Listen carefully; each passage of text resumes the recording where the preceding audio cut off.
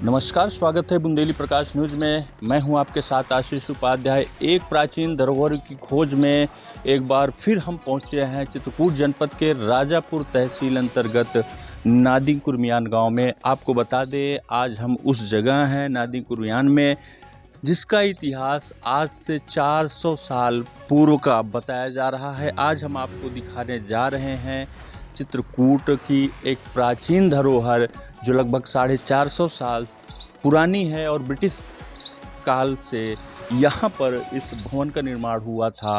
आपको अंदर लेके चल रहे हैं और विस्तार से इस भवन के बारे में, इसका इतिहास ही आपको बताते हैं।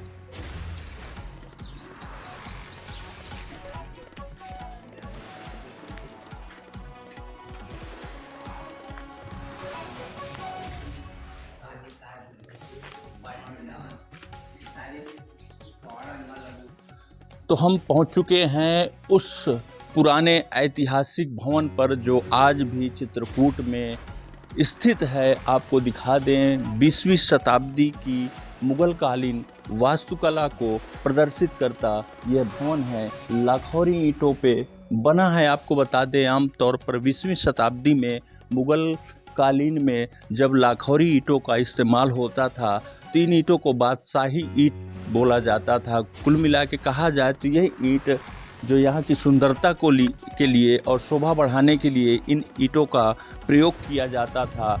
इसका प्रयोग शाहजहां द्वारा शुरुआत की गई थी। जब शाहजहां ने ताजमहल का निर्माण किया तो वहाँ भी लाखौरी ईंटों का ही प्रयोग किया गया था। उसके बाद लखनऊ में नवाबों का जो किला था वहाँ भी इस ईंट का प्रयोग किया जाता। कुल मिला के कहा जाए तो यह ईंट उन दिनों नवाबों के स्थल को पूर्ण रूप से दर्शाता है। आपको दिखा दे, यहाँ पर जो गेट है ये हम आपको 450 वर्ष का पुराना ये भवन दिखा रहे हैं जो आज भी जीवंत दृश्य प्रस्तुत कर रहा है। चित्रकूट का इकलौता भवन बचा है जो अभी कुछ भाग इसका गिर गया है, लेकिन कुछ भाग अभी भी जीवंत दृश्य प्रस्तुत कर रहा है। आपको दिखा दे, इसकी शिल्पकारी, ये मुख्य द्वार है, भीतरी भाग है जाने के लिए। अभी हम आपको अंदर ले चल रहे हैं। हालांकि यहाँ पे जो आप देख रहे हैं, यहाँ पर नवनिर्माण देख रहे हैं, तो हालांकि ये नया नवनिर्माण है। बाकी जो यहाँ पर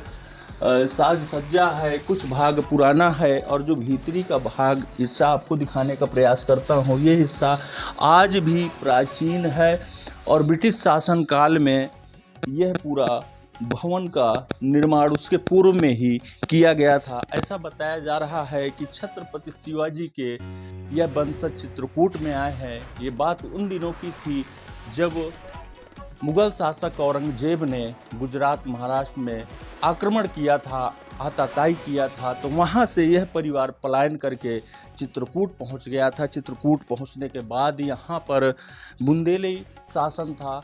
बुंदेली राजाओं के छत्रछाया में यहाँ पर इनको यह पूरा भाग दिया गया। उन दिनों बुंदेलखंड में जागीरदारी चल रही थी। यहाँ बघेल शासकों का भी साम्राज्य था। जागीरदारी के दौरान इन लोगों को जमींदारी के रूप में यहाँ पर भाग दिया गया, जिनका वहाँ से आने के बाद इनका एक परिवार खंडेहा बसा, दूसरा परिवार मानिकपुर बसा, तीसरा परिवार नादी कुर्मियान में बसा। आपको हम दिखाने का प्रयास कर रहे हैं उस 20वीं शताब्दी के लाखौरी ईंटें जो आज भी यहाँ पर देखने को मिल रही है। यह इकलौता भवन ऐसा है जहाँ पर आज भी आप चित्रकूट में इस भवन का दीदार कर रहे हैं। ये लाखौरी ईंटों से बना है। कुल मिला के कहा जाए तो बादशाहत ईंटें हैं जो पिछले दिनों मुगल कालीन वास्तुकला को प्रदर्शित करती नजर आ रही हैं। आपको दिखा दें, यहाँ पर आप देख सकते हैं इन ईंटों से बना हुआ यह भवन किस तरह से नक्काशी किया गया है। कुल मिला के उस दिनों जो ये ईंटें हुआ करती थी लाल मिट्टी की हुआ करती थी। आमतौर पर पतली ईंटें होती थी, ज़्यादा चौड़ी नहीं होती थी और ऊंचाई नहीं होती थी। पतली ईंटों से एक नक्काशी के रूप में शिल्पकारी की गई है। आप देख सकते हैं किस तरह से यह बरामदा दिया गया है। एक मंदिर के नुमा इसका ढांचा बनाया गया है।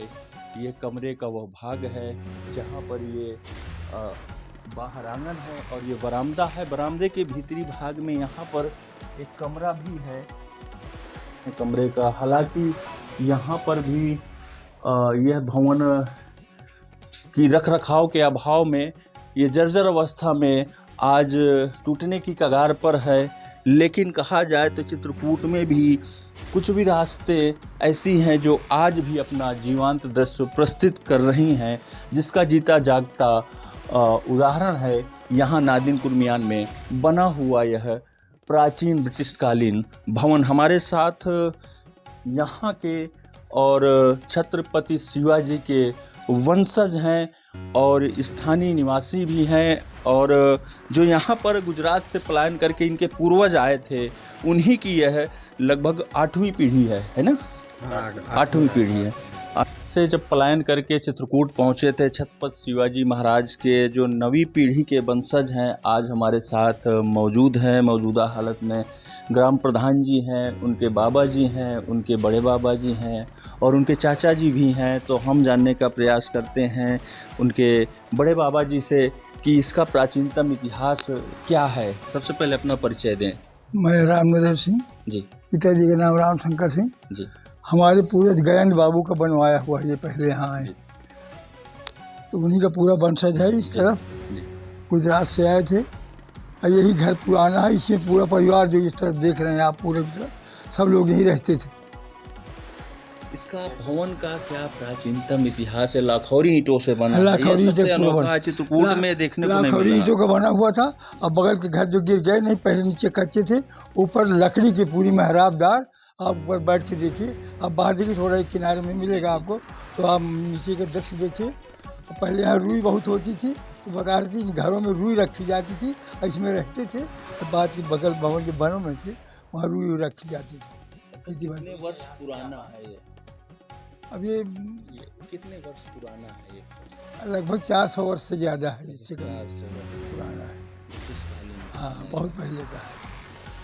आमतौर पे देखा जाए तो लाखौरी ईंटों का जब प्रयोग होता था 20वीं सदी में मुगल शासनकाल में होता था, और यहाँ पर भारत में जब शाहजहां ने ताजमहल बनवाया तब से यहाँ पर बहुत ज़्यादा प्रचलित हो गया है। बुंदेलखंड में आप द्वाबा में जाइए तो वहाँ भी आपको जो पुराने जमींदार हैं उनके घर में ये ईंटें अब भी लगी, कहीं कहीं अवशेष जो बचे मकानों के वहाँ मिलेगी। यही ईंट गढ़ के लगाई गई। इसमें देखिए किसी उसका प्लास्टर का पता नहीं कौन सा मसाला लगा है, इतनी मजबूत है ये। तो देख सकते हैं छत्रपति शिवाजी की जो 10वीं पीढ़ी यहाँ पे चित्रकूट आए थे आज भी हमारे साथ मौजूद है। यहाँ पर आने के बाद जमींदारी जब थी, जमींदारी के समय पर यहाँ पर ये पूरा उन दिनों का 450 वर्ष पुराना यह भवन बना था। उन दिनों यहाँ पर अंग्रेजी हुकूमत थी, तब देश आज़ाद भी नहीं हुआ था। आज़ादी के बाद से फिर यहाँ पर जब इन परिवार में लोग बढ़ते गए, आपसी बंटवारा होता गया, मकान बढ़ते गए और हर जगह मकान बनते गए। इसके चलते यहाँ पर रख रखाव के अभाव पे आज यह ऐतिहासिक इमारत जीर्ण छीर्ण अवस्था में पहुँच चुकी है।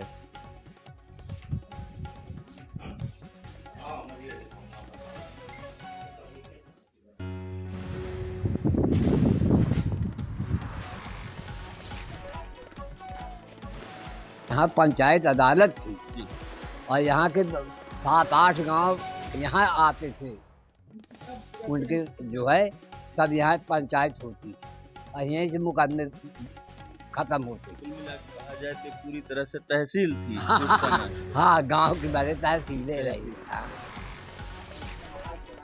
यहाँ इसको महल के नाम से जाना जाता है। आज भी नांदिन में महल के नाम से जो है, नादी में महल के नाम, नांदिन कुर्मियान, नांदिन कुर्मियान इसे महल के नाम से जाना जाता है। पक्का निर्माण नहीं हुआ था तो इसको महल का नाम दिए, महल के नाम से ये जाना जाता है। यहाँ पर पक्के निर्माण नहीं हुए थे, केवल इकलौता यही एक तो इसको महल के नाम से जाना जाता है। यहाँ के लोगों को परिचय लोग बाहर महल वालों के नाम से कहते हैं कि हमें जैसे बताना कौन है, इनको महल वाले इस तरह से लोग जानते हैं। आसपास के गाँव क्या परिवार बोलते हैं? महालिया परिवार। महलिया परिवार। हाँ, ये महल के नाम से घर मशहूर चौक महल। हाँ, चौक महल। हाँ। ये पूरी तरह से चौक महल था। चौक का मतलब जो दूसरे भाग में जहाँ पर चौपाल लगा करती थी। ये अंदर जो चौक है और चारों तरफ एक तरह की बिल्डिंग बनी थी, इसको चौक कहते हो। दरबार वहाँ 12 दरवाजे, मतलब ऊपर चारों तरफ चार तीन दरवाजे चारों तरफ 12 दरवाजे हो गए। बोल दीजिए खूब हवा हुआ ऊपर पे चली लगी। हाँ। उसके बाद यहीं से सारे फैसले हुए। हाँ, सारी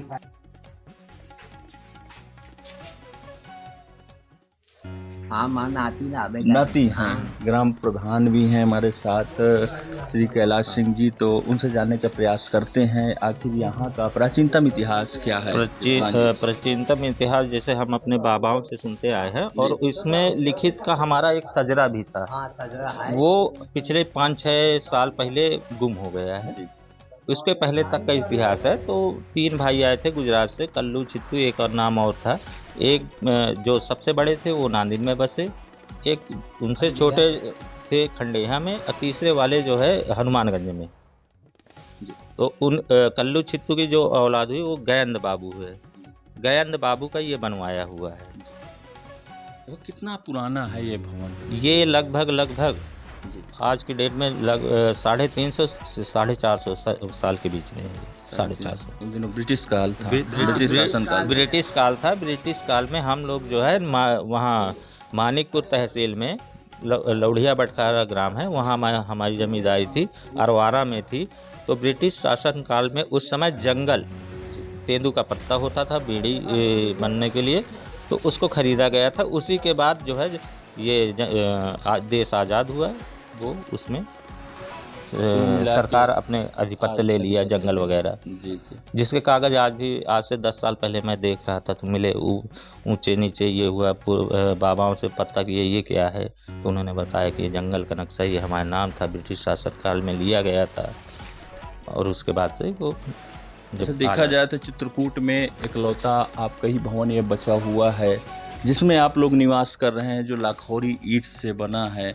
तो आमतौर पे देखा जाए तो यहाँ पर और जीर्णोद्धार करा लिया गया है। बाकी अभी कितना इस महल के चौक महल के ऊपरी भाग में, इस ऐतिहासिक इमारत के ऊपरी भाग में आपको दिखाने का प्रयास यह करते हैं कि 400 वर्ष पूर्व जब यहाँ पर जमींदारी हुआ करती थी तो किस तरह से मकान बनाया गया था और किस तरह से लोग रहते थे। ये ऊपरी भाग है, आपको दिखा दे। यहाँ पर ये दरवाजे आप देख सकते हैं और ये भाग है।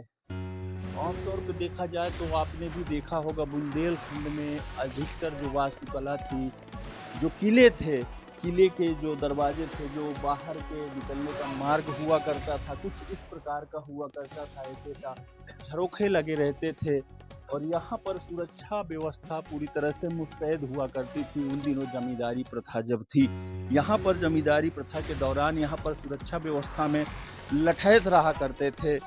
और लठैतों के अलावा वो लोग यहाँ पर बल्लम वगैरह लेके भी रहते थे, बराबर चाक चौबंद व्यवस्था में बराबर चौकसी देते थे। तो हम ऊपरी भाग में आ गए हैं, आपको दिखा दें। ऊपरी भाग आमतौर पे देख सकते हैं। यहाँ पर जो शिल्पकारी है, आज भी यह पुरानी शिल्पकारी है, जो पूर्व समय में देखा जाए तो ज़्यादातर मेवाड़ राजस्थान में ऐसी शिल्पकारी देखने को मिलती है। तो ऐसा बताया जा रहा है जब यहाँ पर लखौरी ईंटों से इस भवन का, इस महल का निर्माण हो रहा था, उस समय जो यहाँ पर कारीगर आए थे वो अजमेर राजस्थान से आए थे और उन्हीं के द्वारा यहाँ पर शिल्पकारी की गई है। और यहाँ पर ये जो दूसरा भाग है, ऊपरी भाग, इसको बुंदेलखंडी भाषा में अटारी बोला करते हैं। कुल मिला कहा जाए तो अटारी का वो भाग है जहाँ पर यह द्वार बनाए गए हैं। और इसके भीतरी भाग में यह बरामदा है, बैठने का था बरामदा है। और इसके बगल से सामने की ओर आपको दिखा दे, सामने नीचे आंगन का दृश्य है और यह छोटा सा खिड़की है। और यहीं से जो भी नीचे मांगलिक कार्यक्रम हुआ करते थे, आप कल्पना कर सकते हैं कि उन दिनों में जब जमींदारी प्रथा थी तो यह चौक महल हुआ करता था। जाहिर सी बात है कि जब महलों में शादियां होती थी, कुछ भी मांगलिक कार्यक्रम होते थे तो यह आंगन में भी बैठते थे और यहाँ से जो महिलाएं थी पूरा दृश्य नीचे का देखा करती थी। बगल से छोटे छोटे झरोखे भी लगे हैं और यह पूरा बरामदा का रूप दिया गया है, जहाँ पर देर शाम यहाँ पर बैठकर मनोरंजन भी करते थे। पुरुष और महिलाएं यहाँ पर आते थे और यहीं पर बैठकर आपसी बातचीत, विचार विमर्श आदि किया करते थे। यहाँ एक बैठते थे। अच्छा, और नीचे से फरियाद सुन, ऊपर से फरियाद सुन जाए। वही चौक नाम बात है। हाँ, वही चौक।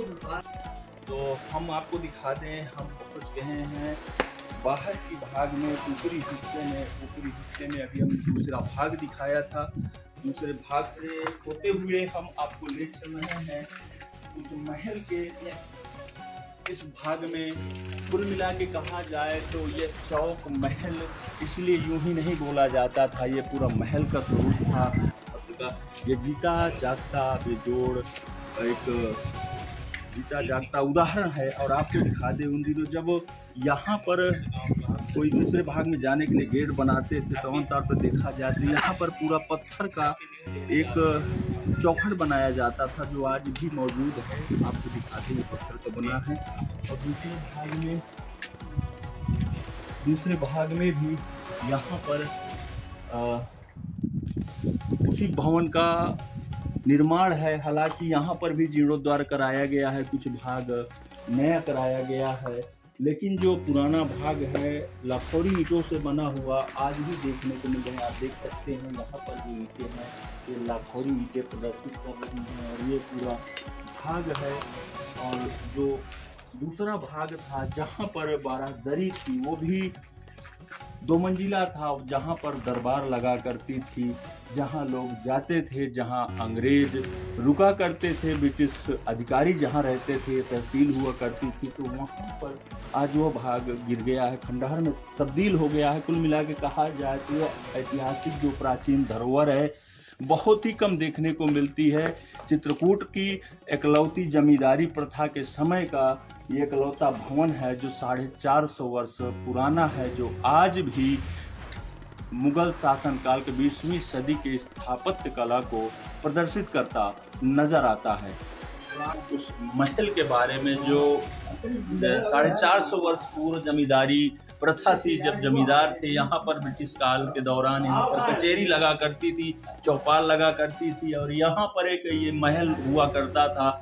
और यहाँ पर जो जमींदार थे वो एक राजा के रूप में थे और क्षेत्र के कई ग्राम पंचायतों के लोग अपनी समस्याओं को लेके आते थे। ये पूरा महल का रूप था, हालांकि आज यहाँ पर बना दिया गया है। और इनका जो राजकोष हुआ करता था, आमतौर पे देखा जाए जब उन दिनों राजकोष होता था तो महलों में एक जो धन होता था क्षेत्रीय जनता को, और जो भी फरियादी आते थे, मतलब किसी को समस्या होती थी उनको देने के लिए यहाँ पर जो धन रखा जाता था। तो आज भी महल के भीतरी भाग में आपको दिखा दें एक गुप्त कोठरी है। अब इसको गुप्त कोठरी कहें या भूइधरा, यहाँ बुंदेलखंडी भाषा में बता दें, आपको दिखा दे ये सकरी सीढ़ियों से नीचे जाता हुआ ये भूधरा है। आपको दिखा दे केवल एक ही व्यक्ति इसमें जा सकता है और हम धीरे धीरे प्रयास कर रहे हैं तरह से खत्म कर दिए गए।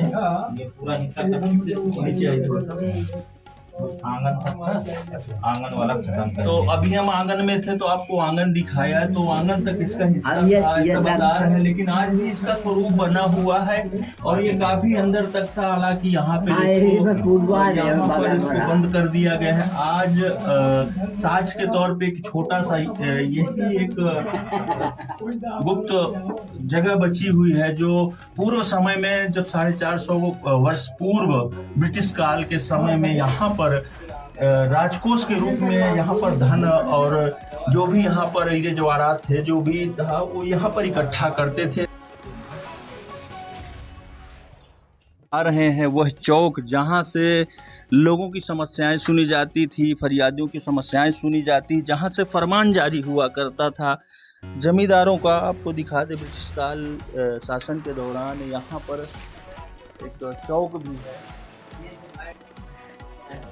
जिंदा है रागे में।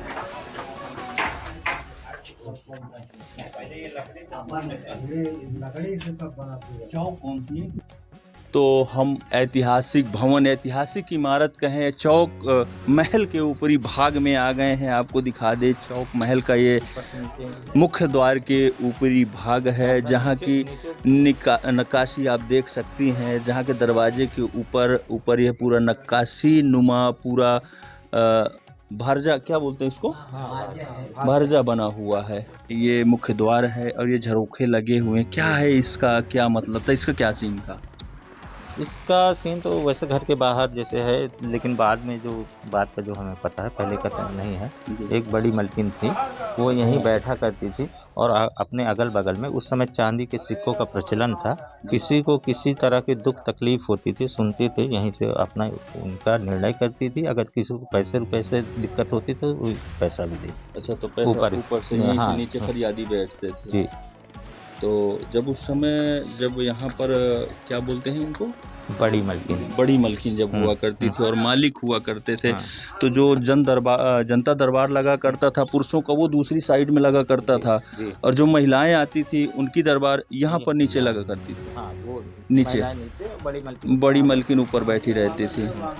और ये पूरा भाग है, एक बार मैं आपको दिखा दूँ, यह चौक महल है जो आज भी जीवंत दृश्य से प्रस्तुत कर रहा है। लगभग 400 वर्ष, 450 वर्ष पूर्व का है और ये पूरा भाग है। हालांकि यहाँ पर कुछ नवनिर्माण भी हो गया है, लेकिन आज भी यह भाग प्राचीन धरोहर जो है, पूरा प्राचीनतम दृश्य दर्शा रहा है। आपको दिखा दें, हम इस समय चौक महल के ऊपरी भाग में हैं और नीचे आपको दिखा दें मुख्य दरवाज़ा है, ऊपर झरोखे हैं, दूसरे साइड में भी झरोखे लगे हुए हैं और यह पूरा महल का ऊपरी हिस्सा है।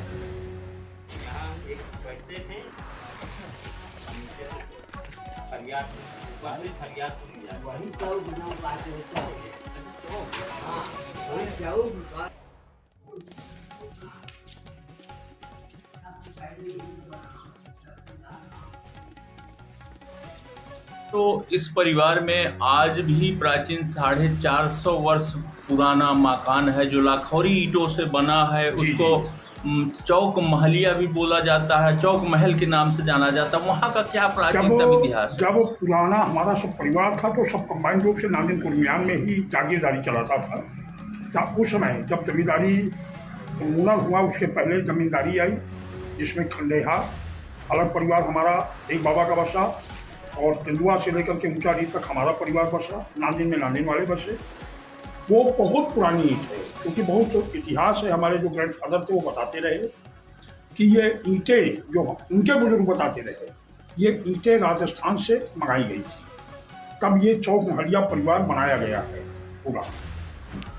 किस तरह से वहाँ पे ब्रिटिश कालीन हुकूमत के दौरान वहाँ तहसील सजा करती थी, किस तरह से होता था वहाँ पे? अब देखिए, चूँकि जमींदार घराना था तो उस समय इतनी सुख सुविधाएँ नहीं थी कि अलग से तहसील बनाई जाए अलग से। तो उस समय वहीं पर तहसील जो कार्यक्रम है ब्रिटिश शासनकाल का, तो तहसील वगैरह जो भी होता था, आम जनता की समस्याएं वहीं सुनी जाती। देखा जाए तो आज वो इमारत, जो प्राचीन इमारत है, धरोहर के रूप में है, वो आज छत बिछत हालत पे है। तो उसमें क्या जीर्णोद्धार होना चाहिए, उसके लिए क्या करेंगे आप? नहीं, देखिए, ऐसा है कि उसका जीर्णोद्धार होना चाहिए। हम लोगों ने प्रयास भी किया है। अभी विगत वर्ष हमारी बात भी हुई थी वहाँ के प्रधान जी, जो हमारे परिवार से भी है नांदेड़ कुर्मियान के, उनसे बात सुधार किया जाए, सब लोग मिलकर पूरे परिवार भर, क्योंकि ये हमारी पुरातन धरोहर है। इस धरोहर को हमें बनाए रखना है। ऐसा भी है हमारा जहाँ ननिहाल भी है धाता, वहाँ भी पुरानी कोठियाँ बनी हुई हैं मामा वगैरह की। सब पुराने लोग थे और पूरे जमींदार टाइप लोग थे। तो ऐसा नहीं है, धरोहर को उन्हें तो संजो के रखना ही पड़ेगा। और हम लोगों को पूरा ये विश्वास है कि हमारा परिवार एकदम संजो बनाने के लिए पूरा प्रयास करेगा। अच्छा, जब आप लोग यहाँ पे आए थे, लगभग किस पीढ़ी के आप लोग वंशज है? लगभग ये कौन सी पीढ़ी चल रही है? ये हमारी करीब 22वीं पीढ़ी है। 22वीं 22वीं पीढ़ी है। हम अहमदाबाद में अपने परिवार के पास भी हुआ है। अहमदाबाद से करीब 20 किलोमीटर दूर गाँव है हमारा, वहाँ परिवार के भी लोग हैं हमारे, और लगभग वहाँ काफ़ी कई गाँवों में हमारा परिवार भी बसा हुआ है। और हम लोग पहले से भी गुजरात के ही बोले जाते रहे।